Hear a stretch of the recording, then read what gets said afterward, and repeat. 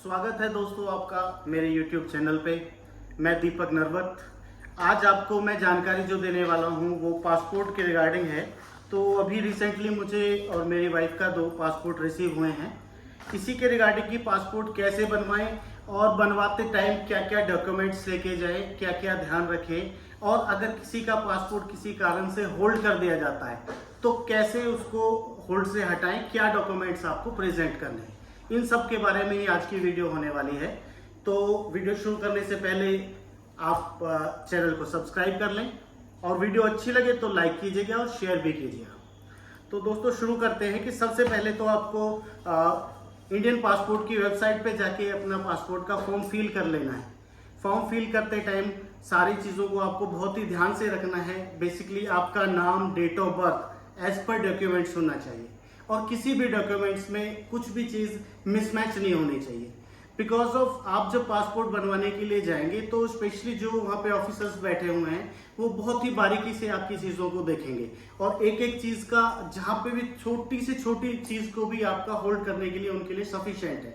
चाहे वो एक्स्ट्रा ए है या अंक की बिंदी है हिंदी में, वो आपका होल्ड कर देंगे। इनफैक्ट आपको जो मेन ध्यान रखना है कि भाई आपको क्या डॉक्यूमेंट्स लेके जाने हैं, तो डॉक्यूमेंट्स में आपको आधार कार्ड, पैन कार्ड, साथ में आपकी 10th की मार्कशीट और इनफैक्ट 2 डॉक्यूमेंट्स इनके अलावा और भी ले जाएं। आप अपनी पासबुक भी ले जा सकते हैं या फिर आप अपना बिजली का बिल जो आपके नाम से हो वो भी आप ले जा सकते हैं। अब बात करते हैं कि अगर आपके किसी डॉक्यूमेंट से नाम चेंज है, जैसा कि मेरे साथ हुआ था। अभी मैं आपको दिखाता हूँ, मेरे 2 पासपोर्ट हैं, एक ये पहला है, एक ये करंट का है। मेरा सरनेम ऐड नहीं था, पहले मैंने सरनेम ऐड कराना था तो वहां जाके मेरा फर्स्ट टाइम पे होल्ड हो गया। तो मेरे साथ ये प्रॉब्लम आई। मैं चाहता हूं कि ये किसी और के साथ ना आए। तो बेसिकली क्या होता है कि अगर आपके नाम में कोई चेंज है या फिर आपके फादर्स के नेम में कोई चेंज है, मदर के नेम में कोई चेंज है, तो आपको 2 न्यूज़पेपर्स में उसका पब्लिकेशंस कराना पड़ेगा, एक हिंदी का और एक इंग्लिश का। ये सफिशिएंट होता है। तो इसके बाद आप जाके फिर दोबारा से आपको रिशेड्यूल किया जाएगा, दोबारा से डेट दी जाएगी कि आप अपना पासपोर्ट के लिए दोबारा से जाएं पासपोर्ट ऑफिस में।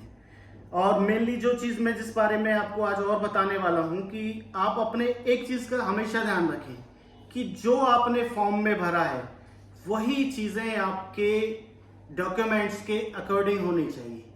चाहे वो आधार कार्ड है, पैन कार्ड है या आपकी 10th की मार्कशीट है। बिकॉज अब कुछ मेरे भाई, मेरे दोस्त ऐसे भी होंगे जो 10th भी नहीं है या अनएजुकेटेड है, पासपोर्ट उनका भी बन जाएगा, उसमें भी कोई दिक्कत नहीं है। इसमें 2 कैटेगरी आ जाएंगी, ईसीआर और नॉन ईसीआर। नॉन ईसीआर जो होगी उसमें आपको इमिग्रेशन चेक रिक्वायर्ड, ये इसकी फुल फॉर्म है कि जब आप कभी विदेश में जाना चाहते हैं किसी काम से और वहां पे जाके आप सेटल होना चाहते हैं कि भाई आप जॉब के लिए जा रहे हैं, अगर आप जा रहे हैं कि घूमने के लिए तो कोई इश्यू नहीं आता। बट अगर आप जा रहे हैं कि वहां पे जॉब करना चाहते हैं तो आपको इमिग्रेशन के दौरान एक ऑफिसर आपकी पूरा इंटरव्यू लेगा, जिसमें अगर आप उसको सेटिस्फाई कर देते हैं कि भाई आप वहां पे जाने के बाद में रहने के काबिल हैं या नहीं है, या आप वहां के अकॉर्डिंगली ठीक है, क्योंकि आप अगर अनएजुकेटेड हैं, उस कैटेगरी में मैं बता रहा हूँ। जो लोग एजुकेटेड हैं और पढ़े लिखे हैं उनको कोई दिक्कत नहीं आने वाली है, उनको कैटेगरी ही वही मिलने वाली है, नॉन ईसीआर। आप ध्यान दीजिएगा, ईसीआर और नॉन ईसीआर। जैसे मैं आपको पासपोर्ट में दिखा तो नहीं सकता बट मैं बता देता हूं कि जो लोग 10th से कम पढ़े हैं उनके लिए ये रिक्वायरमेंट होती है और जो उससे अबव हैं उनको इस सारी प्रॉब्लम का कोई नहीं रहता।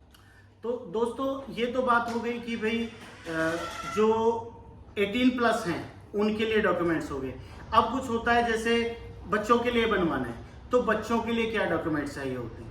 बच्चों का पासपोर्ट बनवाने के लिए मेनली तो पेरेंट्स का पासपोर्ट होना आपके पास जरूरी है, हस्बैंड वाइफ दोनों का, दैट मीन्स मम्मी पापा दोनों का पासपोर्ट होना जरूरी है। फिर उसके बाद उनकी कॉपी लगेगी, प्लस में बच्चे के जो डॉक्यूमेंट्स हैं उसमें उनका आधार कार्ड लगेगा, उनका डेट ऑफ बर्थ का सर्टिफिकेट लगेगा। ये 2 चीजें होती है। यहाँ भी आप ध्यान दीजिएगा कि भाई अगर बच्चे के नेम में, सरनेम में कोई गलती है तो वो आप न्यूज़पेपर में पब्लिकेशन करा के उसको ठीक कर सकते हैं वहां पे जाके। बट एक चीज ध्यान देने वाली ये है कि अगर किसी की डेट ऑफ बर्थ में गलती है तो कैसे करें। डेट ऑफ बर्थ की गलती को सही करने के लिए आपको सबसे पहले अपनी मार्कशीट की ही गलती को सुधरवाना पड़ेगा, जो कि होगी चाहे आपका सीबीएसई बोर्ड है या चाहे आपका हरियाणा बोर्ड है। आपको बोर्ड में जाना पड़ेगा, वहां पे जाके अपनी डेट ऑफ बर्थ को आप ठीक करा सकते हैं। Thank you. वीडियो देखने के लिए बहुत बहुत धन्यवाद। अगर वीडियो अच्छी लगी हो तो लाइक करें, सब्सक्राइब करें और शेयर करें अपने दोस्तों के साथ। नमस्कार।